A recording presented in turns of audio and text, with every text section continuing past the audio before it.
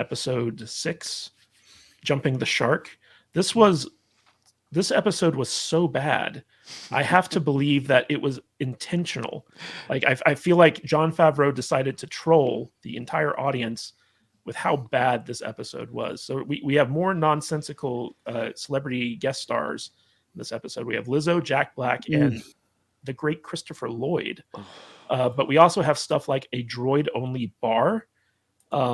We've got basically some cannon-breaking auto remote control spaceship stuff. We have a side quest, which basically, if you removed from the episode and just had them land on the planet and go to the Mandalorians, it would have been like literally like 5 minutes long. So it had no payoff whatsoever. It has no impact on the overall story whatsoever. It was literally one of the laziest and worst episodes of Star Wars I think I've ever seen. And I've seen a lot of bad stuff. But I want to get your guys' take on this. Ruin the Man Baby. Did you direct this episode? Is this your brainchild? I don't know what you're going on about, Matt. It's my favorite Star Wars content I've ever seen. I loved every moment. No, good God, where to start? I mean, I'm getting Vietnam flashbacks just reeling off the description there. I thought we'd hit the bottom of the barrel about I think it was 2 episodes ago, the Dr. Pershing episode, which I know some people seem to like that whole let's do a complete backstory episode, which doesn't feature Mando apart from 5 minutes at the end and 5 minutes at the start. But yeah, I thought that was pretty bad. And then we got this one, and holy F, it was yeah, it was crazy. I mean, I don't know who Lizzo is, first of all. I'm glad I don't know. I believe I've since heard she's some kind of musician, flutist, singer. No, I don't know. She's a hip hop singer. Okay, out here she's in a the legitimate. States. Yeah. Okay. Yeah. She's all over with the body positivity thing. She's got some reality shows. She's won a couple awards. She's a very popular artist out here. Okay, so she does lots of things, but acting is not one of them, as evidences by performance. So I'm not going to get stuck into it for a physical appearance and everything else. But although I thought it was bizarre, what was the weird hologram fairy wings that followed around? I don't know, but I don't know. Yeah, I heard people on Twitter complaining that they race swapped Jabba the Hutt, and that was a. That's about right. Very insulting take on Twitter, but that's what Twitter's for, right? That's insulting to Jabba the Hutt. That's not fair. I was offended at the lack of Jack Black's beard maintenance. That dude needs to take care of his face. You know? Yeah, we're all rocking the facial hair today, aren't we? It's yeah. Has Brian got a bit of facial hair? I don't think we should let him on if he hasn't. Oh, good, very good. Yeah. Brian has some major facial hair. But what was the most insulting moment of this episode for you? The most insulting part of the episode. I mean,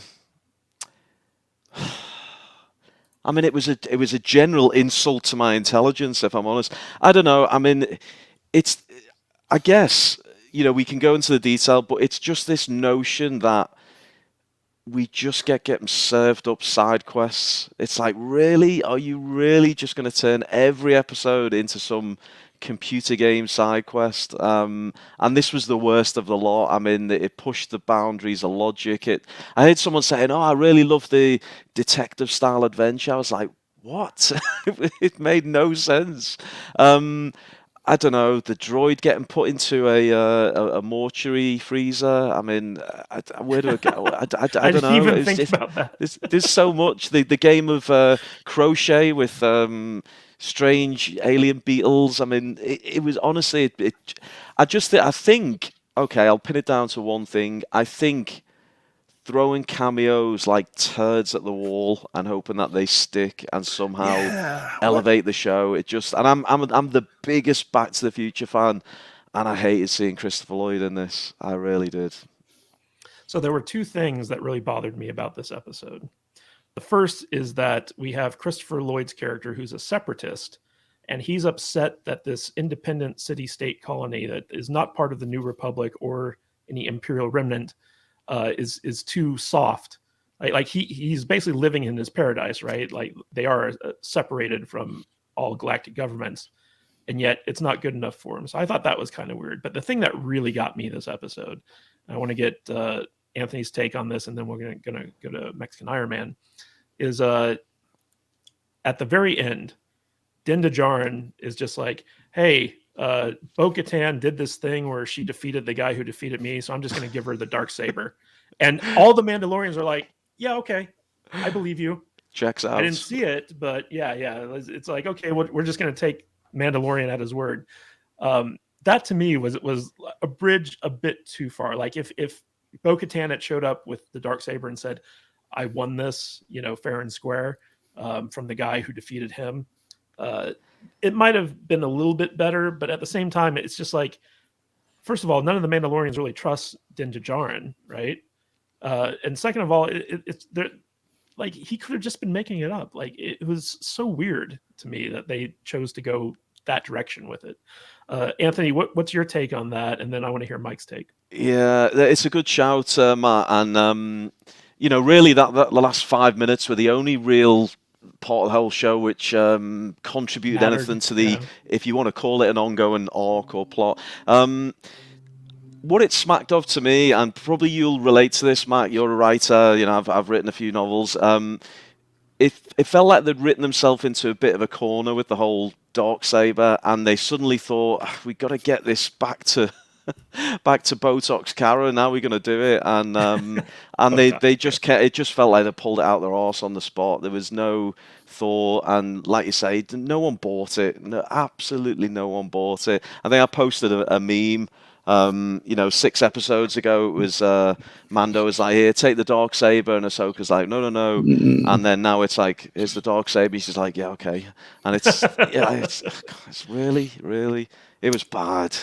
Yeah, it was bad. The way they just come in there and go, hey man, I did this thing with her and she saved my life, so I'm just gonna give her the sword now. Is that okay?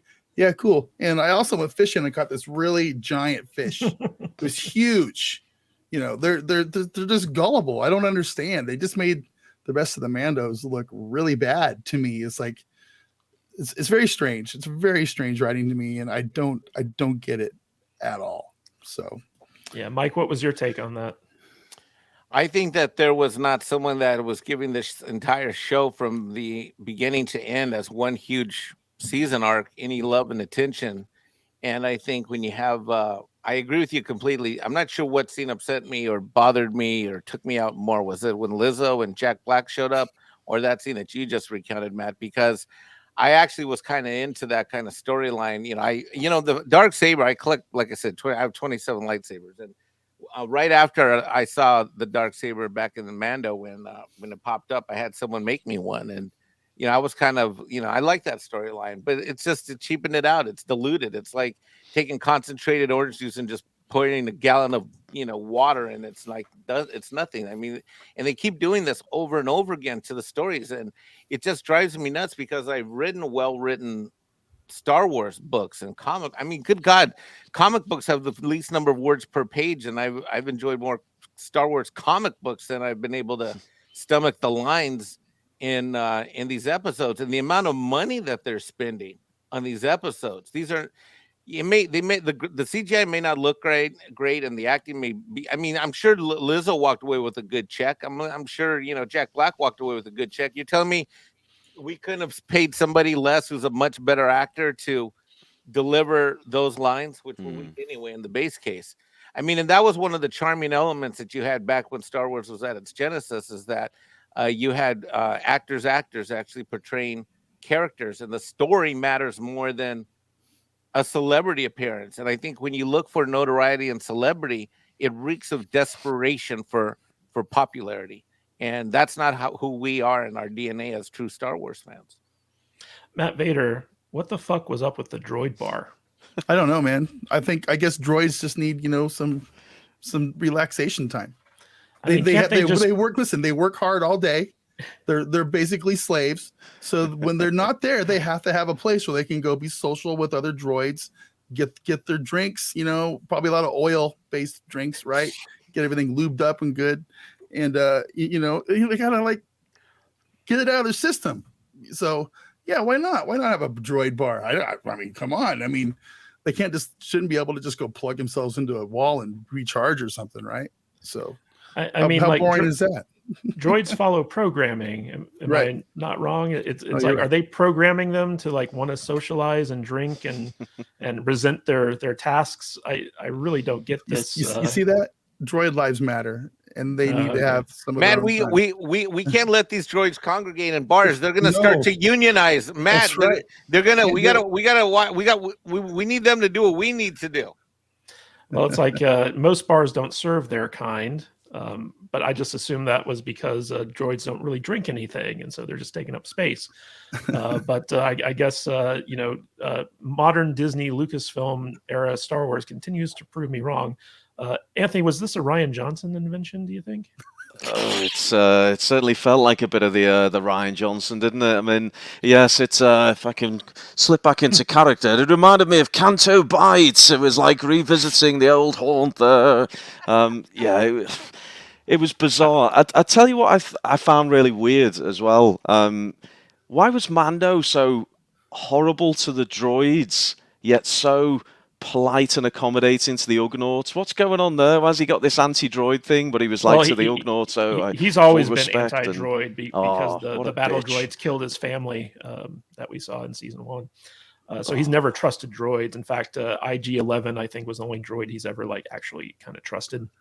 Was the whole thing just a setup to where they could like let the droids have their moment from A New Hope, where we don't like your kind around here, like Mighty Orbots is saying here in the chat? That was all that was for, right? So like, we're gonna get those stupid humans. We don't like your kind around here. If bars won't serve droids, the droids will just make their own bars. Yeah. That's what I got. And you know what's funny is basically this colony, which looked like the set of Logan's Run, basically.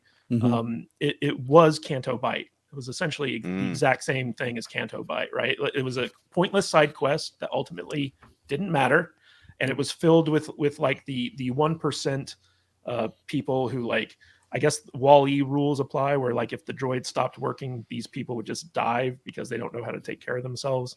It's very, very bizarre. And it just reeked of like, hey, we want to give Bryce Dallas Howard an episode that she can direct with her buddies, making like little cameos in it. And there was weird stuff in this episode too. Like when they go into that throne room or the big dinner room where all the dignitaries are at with Jack Black and Lizzo, they're all got tubes coming out of the ceiling that they're sucking on, and there's this thing. There's like a body, a corpse, entombed in this big old vat of liquid that they're all sucking on. So they're all like sucking on this corpse juice that's coming down from the ceiling. It's the weirdest thing. It's like, what are they doing? How weird was that? I don't get it, man. There's just some really weird creative choices taken in this episode. It's very strange. Very strange. All right, real quick, we got a super chat from Danny the Dork Knight for $10. I love you too, Vader. Yeah, piss off. This guy. I get it. I don't understand this guy. All right, and then we got a super chat from I can't even. Shorty Short for $1.99. I think it was a tractor beam, not autopilot. So my theory on this is that all the Mandalorian ships are basically confiscated Imperial ships, right? And so because it was a former Imperial colony, they had like some type of access code that they could manually take over the ship and dock it and do whatever, because Imperial technology can do that. They didn't explain it in the show, so like it comes off as like kind of lore breaking. So it's like, if you can just take over someone's ship, then why do we have space battles type thing? But I think that might have been it. It's hard to say. And then we got Joker Voice for $10. Marxist overtones Epcot planet with an Epsilon class of droid to serve Brave New World. Mandos are gullible. Din is now Sabine Wren. # keep talking. Joker hated this episode. Like 7 passions. Well, he should. There's a lot to hate here. We didn't even talk about the opening as well. I mean, there's so much to hate, but the most bizarre opening of a love story between these two alien characters. It was, it was so strange. The drink getting poured into it wasn't a Bacta tank. I don't know what it was, but it wasn't a drink. It was a snack. It was the little fish. Yeah. It was like an acid trip. It was crazy, a bad one. Yeah. The creative choices are just baffling to me, guys. And I mean, they're just, I just I don't know what they're thinking. It just baffles me to watch this unfold. That's why I think that this episode was an intentional troll against Like the the audience whole by thing, Matt, Favreau. Kadish, you Yeah. think the whole thing was like a troll? Like, you know what? Let's just throw all this stuff up and see what happens. Yeah, I think Favreau is just like, fuck this show, fuck Kathleen Kennedy. I'm going to write the dumbest thing I can, and they're going to make it because they don't know any Lucasfilm. because they don't know any better, right, Kadish? I guess I don't know, man. Like this whole Mandalorian season 3 has just been a comedy of errors, right? Like every episode has been bad, but this one was literally so bad that I think people are going to stop watching it. Like it was literally that bad. I don't want to watch anymore. I mean, I guess I will, but I mean, I'm just. I'll watch it. I felt dirty and stupid as a Star Wars fan when I was done. Like you know what I mean? Yeah. It's like I felt like. No, this has escalated into bad cosplay fan fiction territory. Like it's really like that terrible. Yeah. Like I'm actually surprised that Ryan Johnson isn't writing this season because Maybe he is that bizarre. He's too busy writing terrible mysteries right now. So it's Mike's right. It did feel like a dirty watch. It felt like trying to masturbate to Lizzo, and you get there in the end. But by God, it's a tough walk to go. It really is. Like you have to wonder because scripts go through numerous approval stages, right? Yeah. Like you have to wonder like who looked at this and was like, oh yeah, this is a good idea. Let's make this episode. Makes no sense. Like literally, like if you cut out the entire subplot of them trying to figure out why the droids were malfunctioning, this episode would be like 3 minutes long. Mm-hmm. There's nothing to it. They fly in. She goes, "Hey man, I want my fleet back." And they go, "No, you're not our leader. Only the person with the black saber is our leader." And Dan is like, "Oh well, I'm just gonna give it to her then. Okay, is that cool?" "Yeah, man, that's cool. All right. Okay, you can be our leader now. Okay, can I have my fleet back?" "Yep." End of episode. That's it. That's all there is to it. That's all there is to it. The Mandalorians are just like, oh, hey, I guess our planet's livable now. Like let's go back there. There's so much weird stuff going on, and it's all elite. If their planet's livable, why didn't they just go back there instead of going back to Rocky IV's planet or whatever over there? What's his name? Carl Weathers. Yeah, that's a good question. Why not?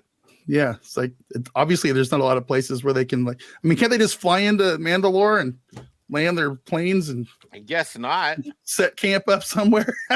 How hard is that? I mean, come on. I mean, like as long as the air is breathable, right? They could easily live underground. Who are they fighting to retake Mandalore? I don't know. I mean, look, I'm a guy who does outdoor tactical stuff all the time. I had to ask the stupid questions like, is there no other flat surface on the planet besides next to a freaking dinosaur that eats them that they can train at? I mean, there's no flat surfaces anywhere. Like, no, let's go down. Let's go down by the river where we get eaten all the time. But also, apparently, there's a planet like 2 minutes away via spaceship where they could go and just like resettle if they wanted to, or at least like draw resources from and have like a trade route going between that and the charred plant remains of Mandalore. Like it doesn't make any sense at all what's going on here. But that's Lucasfilm for you, So we got a $2 super chat from Danny the Dork Knight. Acknowledge me, Vader. Let's move on. Acknowledge Danny. Move on. Acknowledge him. You will say his name. I will not. His name. I have spoken. And we got a $4.99 super chat from Dash Attack, VTuber English. Is this the biggest drop for what has been a phenomenal show? I don't hear anyone talk about it unless something cringe happens. I mean, we've been talking about every season. We're talking about every episode. Yeah, we acknowledge when it's good. It just so happens it's mostly not good. Mostly not good. Mostly not good. Especially like the Book of Boba Fett was the start of the downward spiral here. And that was Mandalorian 2.5, season 2.5. And going into season 3, now they did announce at Star Wars Celebration that the Mandalorian is no longer just about Din Djarin, right? It's now being kind of expanded to all the Mandalorians. So he's no longer the main character. So we may even see him written out because they probably don't want to deal with Pedro Pascal much longer. But what do you guys think of that? Do you think that Din Djarin's story has run its course? Because he's no longer bounty hunting. Like, that was the cool thing about season 1, was get to see the bounty hunting. Din Djarin is like the best babysitter I've ever seen in Star Wars. He is really good at babysitting. Yeah. I mean, he puts a child in a cockpit while he's fighting a space battle. So if you want to call that good babysit, Maybe you're right. Maybe he's the worst babysitter.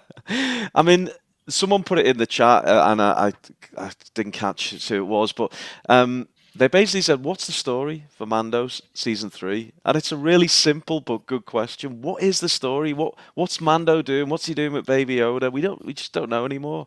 It's yeah. Well, I mean, the quest that they set up for season 3 was that he had to go bathe in the waters or the living waters and get back into his clan, and they did that by like episode 3. Yeah. There are only eight episodes this season. We're already at episode 6.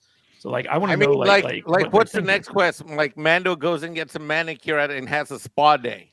No, the next quest is he has to go find a quest giver, and he's going to get told to go get him 12 skins of baby mythosaurs.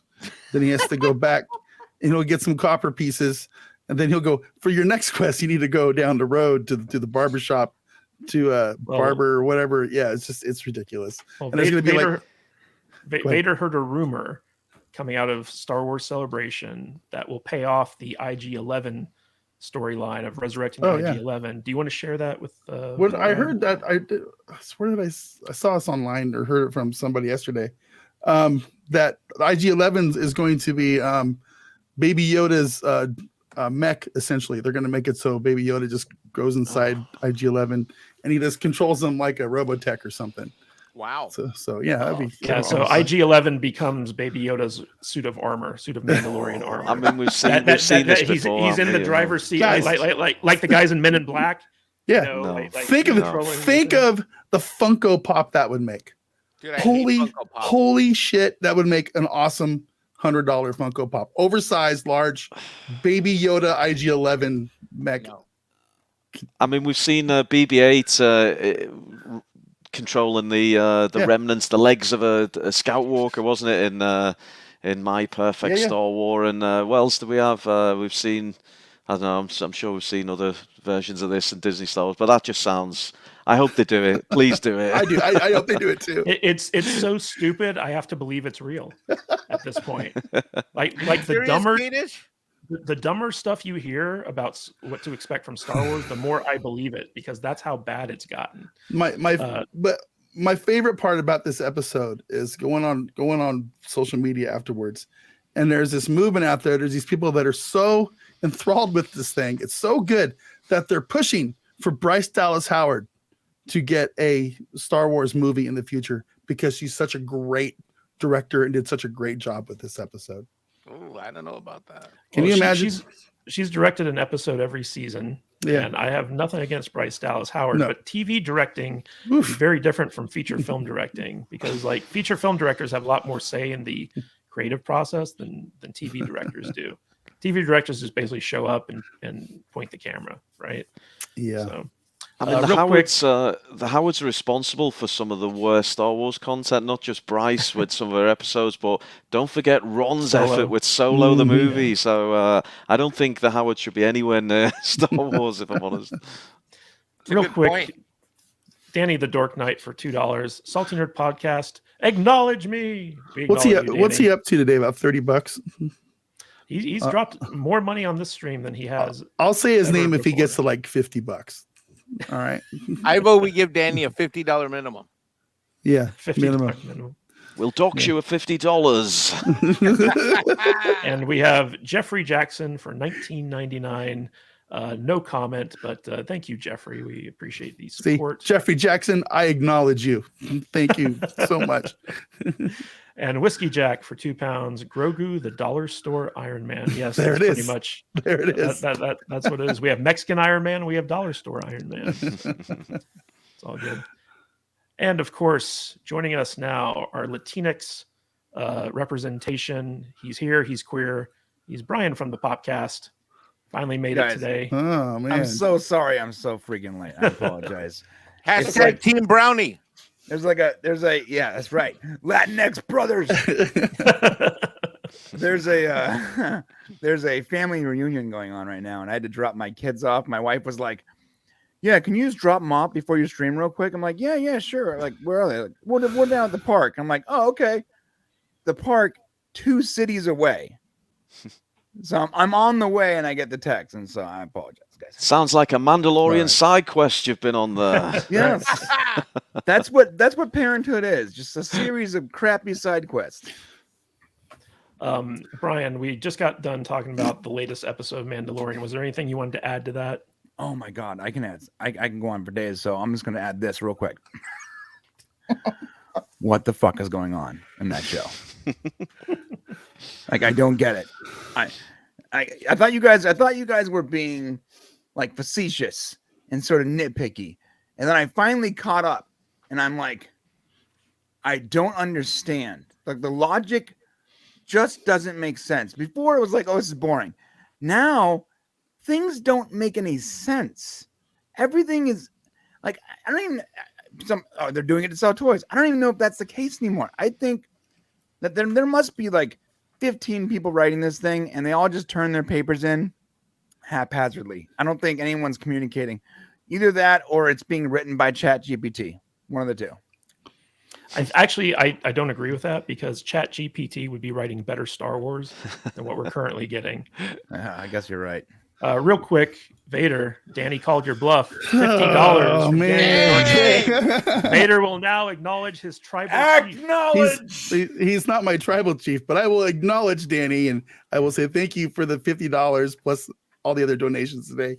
You're working hard, buddy. You're working hard. I feel guilty if when I come to Vegas, I'm gonna have to like take him out or something. Yeah, come over to the studio. I'll give you a hat, bud.